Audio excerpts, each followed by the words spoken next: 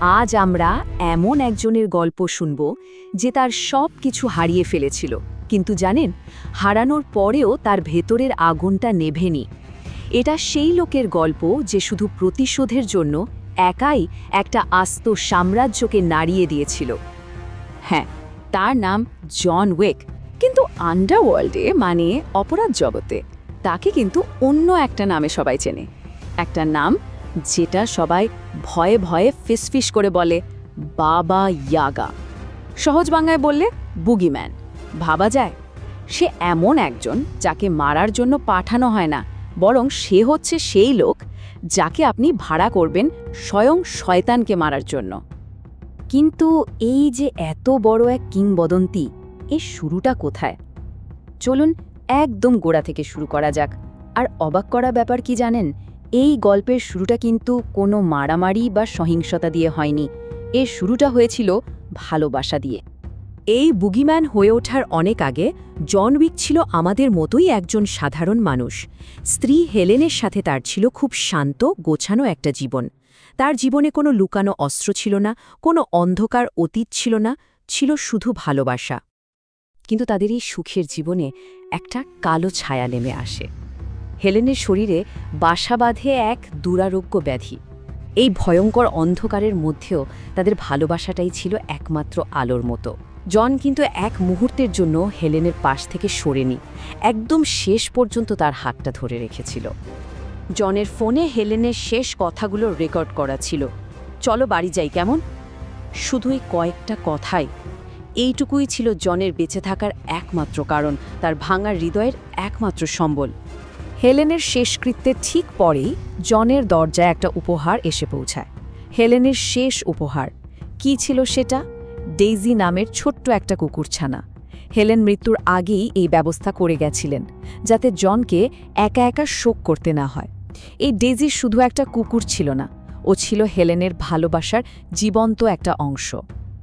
তো জন এই ডেইজিকে নিয়েই আবার একটু একটু করে বাঁচার চেষ্টা করছিল, কিন্তু কপালে হয়তো অন্য কিছুই লেখা ছিল। তার এই সাময়িক শান্তি খুব বেশি দিন টিকল না। শুধু একটা ভুল সময়ে, ভুল জায়গায়, একটা ভুল লোকের সাথে দেখা হওয়া, আর তাতেই সবকিছু ওলট পালট হয়ে গেল। ভাবুন একবার, একদিকে জন যে তার শোকটা সামলে ওঠার চেষ্টা করছে, আর অন্যদিকে ইউসেফ তারাসব, এক বড় মাফিয়া বসের বিগড়ে যাওয়া অহংকারী ছেলে, যার অভ্যাস হলো যা পছন্দ হয় তা কেড়ে নেওয়া। তো একটা গ্যাস স্টেশনে তাদের দেখা হয়। ইউসেফের নজর পড়ল জনের খুব প্রিয় ১৯৫৯ সালের মাস্ট্যাং গাড়িটার ওপর। সে গাড়িটা কিনতে চাইল। জন খুব শান্তভাবে না করে দিল। এই সামান্য না ইউসেফ সহ্য করতে পারল না, আর তাই সেই রাতেই সে তার দলবল নিয়ে জনের বাড়িতে চড়াও হলো। তারা জনকে কিছু বোঝার সুযোগই দিল না, অতর্কিতে হামলা করে তাকে অজ্ঞান করে ফেলল। আর তারপর তারা এমন একটা কাজ করল যা ছিল অকল্পনীয়, অমার্জনীয়। তারা ডেইজিকে মেরে ফেলল। জনের পৃথিবীতে যেটুকু আলো বাকি ছিল সেটাও নিভিয়ে দিল। যখন জনের জ্ঞান ফিরল, সে দেখল ডেইজি আর বেঁচে নেই, নিষ্প্রাণ হয়ে পড়ে আছে। জানেন, জন কিন্তু চিৎকার করেনি, কাঁদেনি। তার ভেতরটা পুরোপুরি স্তব্ধ হয়ে গিয়েছিল, এক গভীর ভয়ঙ্কর নীরব যন্ত্রণা। আর ঠিক সেই মুহূর্তে সাধারণ মানুষ জন উইক মরে গেল, আর তার ভেতর থেকে জেগে উঠল সেই কিংবদন্তি। এই একটা কাজ, ইউসেফের এই একটা ভুল জনের সেই অতীতকে আবার জাগিয়ে তুলল, যে অতীতকে জন নিজের হাতে কবর দিয়ে এসেছিল। এরপর জন সোজা চলে গেল তার বেসমেন্টে, হাতুড়ি দিয়ে ভাঙতে শুরু করলো কংক্রিটের মেঝে। আর তার নিচ থেকে বেরিয়ে এলো তার লুকানো দুনিয়া। একের পর এক হাই ক্যালিবার বন্দুক, যুদ্ধের সরঞ্জাম, আর রাশি রাশি সোনার মুদ্রা, যা কিনা আন্ডারওয়ার্ল্ডে চলে। ব্যাস, এই এক দৃশ্যেই পরিষ্কার হয়ে গেল পুরনো জন উইক ফিরে এসেছে। এদিকে যখন মাফিয়া বস ভিগো তারাসুফ খবরটা পেল যে তার ছেলে কার সাথে ঝামেলা করেছে, সে কিন্তু রাগ করল না। তার প্রতিক্রিয়া ছিল একটাই, ভয়, নিখাত হাড় হিম করে দেওয়া ভয়। তাকে যখন বলা হলো ছেলেটা জন উইকের গাড়ি চুরি করেছে আর তার কুকুরকে মেরেছে, ভিগোর মুখ থেকে শুধু একটাই শব্দ বের হলো, ও। ভাবা যায়? শুধু এই একটা শব্দই যথেষ্ট ছিল এটা বোঝানোর জন্য যে জন উইকের নামটা আন্ডারওয়ার্ল্ডে কতটা ভয়ঙ্কর আর তার ছেলে ঠিক কত বড় ভুলটা করে ফেলেছে। আসলে জন যে জগতের অংশ ছিল সেই জগতের কিছু নিয়মকানুন আছে, আর তার কেন্দ্রবিন্দু হল দ্য কন্টিনেন্টাল নামের একটা হোটেল। এটা আসলে পেশাদার খুনিদের জন্য একটা সেফ জোন। আর এর সবচেয়ে বড় নিয়ম একটাই, হোটেলের ভেতরে কোনো রকম কাজ বা মারামারি করা যাবে না। এটা একটা পবিত্র এলাকা যা চলে সম্মানের ওপর ভিত্তি করে। তো সব কিছুর জন্য তৈরি হয়ে জন নেমে পড়ল তার মিশনে। এখান থেকেই শুরু হলো তার সেই নির্মম ঠান্ডা মাথার প্রতিশোধের গল্প। জনের পথটা ছিল একদম পরিষ্কার। সে একটার পর একটা বাধা সরাতে থাকলো। প্রথমে নাইট ক্লাবে ঢুকে ইয়োসেফের পুরো সিকিউরিটি টিমকে শেষ করে দিল। এরপর একটা চার্চে হামলা চালিয়ে ভিগোর আস্তানা তছনছ করে দিল। শেষমেশ একটা সেফ হাউসে গিয়ে ইয়োসেফকে খুঁজে বের করল এবং তার হিসাব চুকিয়ে দিল। আর একদম শেষে বন্দরে গিয়ে মুখোমুখি হলো ভিগো। ব্যাপারটা তখন আরও জমে ওঠে। ভিগো তার ছেলেকে বাঁচাতে জনের মাথার দাম রাখল $2 মিলিয়ন।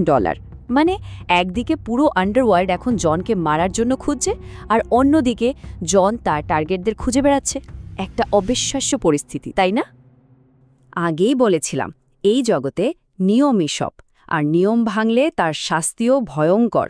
যেমন ধরুন, মিস পার্কিন্স নামের একজন কন্টিনেন্টালের নিয়ম ভেঙে জনকে মারতে গিয়েছিল, পরিণামে তাকেই মরতে হলো। আবার মার্কাস জনেরই এক পুরনো বন্ধু, সে কন্ট্রাক্টটা নিয়েও জনকে সাহায্য করছিল। এই বিশ্বাসঘাতকতার জন্য ভিগো তাকেও ছাড়েনি, খুব নির্মমভাবে হত্যা করে। ছেলের মৃত্যুর পর ভিগোর আর কিছুই হারানোর ছিল না। এক বৃষ্টিভেজা রাতে সে নিজেই জনের মুখোমুখি হলো শেষ লড়াইয়ের জন্য। আর এটা কোনো সাধারণ বন্দুকের লড়াই ছিল না, এটা ছিল খালি হাতে 2 টাইটানের মধ্যে এক ভয়ঙ্কর নৃশংস লড়াই। তো প্রতিশোধ তো নেওয়া হলো, কিন্তু এই যে এত রক্তপাত, এত ধ্বংস, এই প্রতিশোধের আগুন নিভে যাওয়ার পর কি বাকি থাকে? চলুন গল্পের একদম শেষ পর্যায়ে যাওয়া যাক। আর এটাই কিন্তু আসল প্রশ্ন, তাই না? যখন প্রতিশোধের পাল্লা শেষ হয়, যখন সব দেনা পাওনার হিসাব চুকিয়ে দেওয়া হয়, তখন আসলে কি পাওয়া যায়, কি লাভ হয়? মারাত্মকভাবে আহত একা জন কোনো মতে একটা পশুদের ক্লিনিকে ঢোকে। সেখানে সে নিজের ক্ষতগুলো সেলাই করে, কিন্তু শুধু এটাই করে না, সে দেখে একটা পিটবুল কুকুরকে মেরে ফেলার জন্য রাখা হয়েছে। জন সেই কুকুরটাকে সাথে নিয়ে নেয়। এত মৃত্যুর পর শেষ পর্যন্ত জীবনকেই বেছে নিল। আর এখানেই গল্পটা শেষ হয়। একজন ভাঙাচোরা ক্ষতবিক্ষত মানুষ, কিন্তু এমন একজন মানুষ যে সব কিছু শেষ হয়ে যাওয়ার পরেও বেঁচে থাকার সিদ্ধান্ত নিয়েছিল। আর সত্যি বলতে এটাই ছিল তার সবচেয়ে বড় জয়। যে মুহূর্তে সে কিংবদন্তি বুগিম্যান থেকে আবার একজন সাধারণ মানুষে পরিণত হলো।